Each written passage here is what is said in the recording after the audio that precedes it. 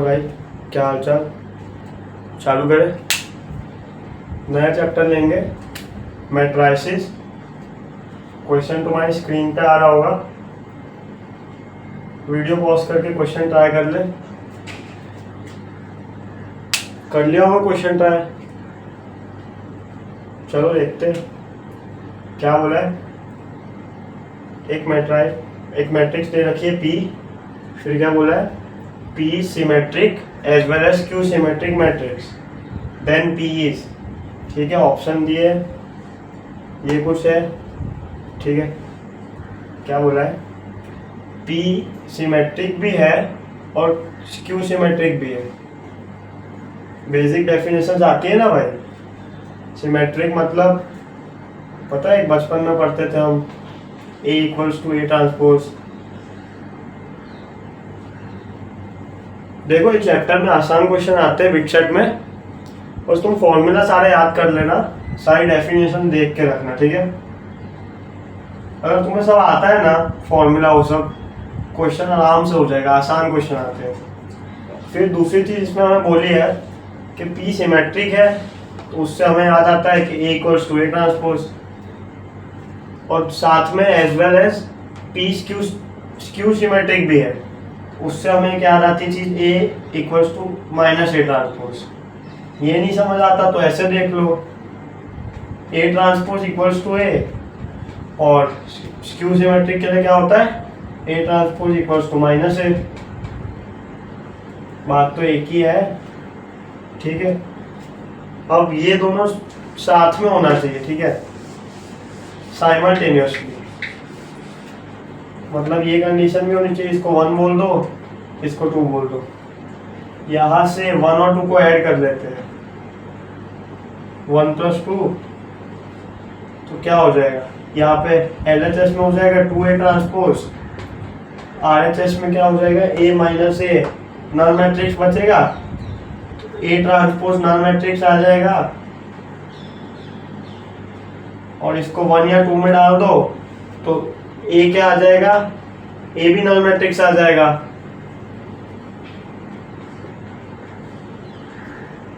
C option आ जाएगा शायद, ठीक है। ये नहीं समझ आता तो दूसरी डेफिनेशन से देख लेते हैं।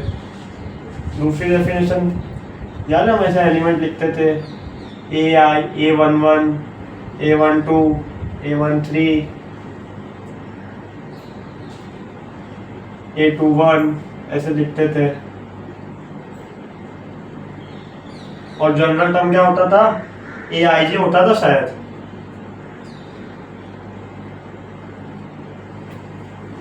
AIJ होता था ना।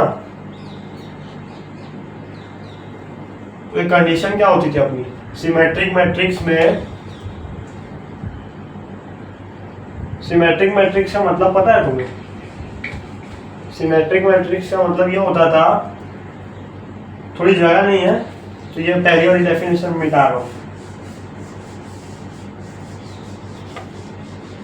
देखो सिमेट्रिक मैट्रिक्स की दूसरी डेफिनेशन ये होती थी कि AIJ इक्वल्स टू AJI। तो हमें बोला P सिमेट्रिक है, पहली इक्वेशन ये हो जाएगी। फिर Q सिमेट्रिक की एक डेफिनेशन ये होती थी कि AIJ equals to minus AJI होती थी ना। 2 इक्वेशन हो गए, इन दोनों को ऐड कर दो तो यहाँ पे 2AIJ हो जाएगा, यहाँ पे 0 हो जाएगा, RHS में AIJ 0 आ जाएगा। AIJ 0 मतलब AJI भी 0। AIJ मतलब क्या होता था? एक तो होते थे डायगोनल एलिमेंट्स 3, उसके अलावा एक ये है, इसके साथ ये है AIJ AJI। तो हमें क्या पता चला इक्वेशन से कि AIJ भी 0 है, मतलब ये भी 0, AJI भी 0 है, तो ये भी 0। फिर उसी लॉजिक से ये भी 0, ये भी 0, और ये दोनों भी 0। और दूसरी चीज हमें क्या पता है कि ये स्क्यू सिमेट्रिक मैट्रिक्स है। स्क्यू सिमेट्रिक मैट्रिक्स में डायगोनल एलिमेंट तो वैसे ही 0 होते हैं, ये 3, तो ये 3 वैसे चले जाएंगे। सब जीरो हो गए, नल मैट्रिक्स बन गई ना। तो या तो ऐसे देख लो एलिमेंट सब जीरो हो जाएंगे, या तो डायरेक्टली भी आ ही रहा था पहले वाली कंडीशन से कि ए मैट्रिक्स नल मैट्रिक्स है। ठीक है, ये क्वेश्चन में कुछ नहीं था। अब तुम्हें यही नहीं पता कि स्क्यू सिमेट्रिक क्या होता है, सिमेट्रिक क्या होता है, तो नहीं कर पाओगे। ठीक है, आसान सा क्वेश्चन है।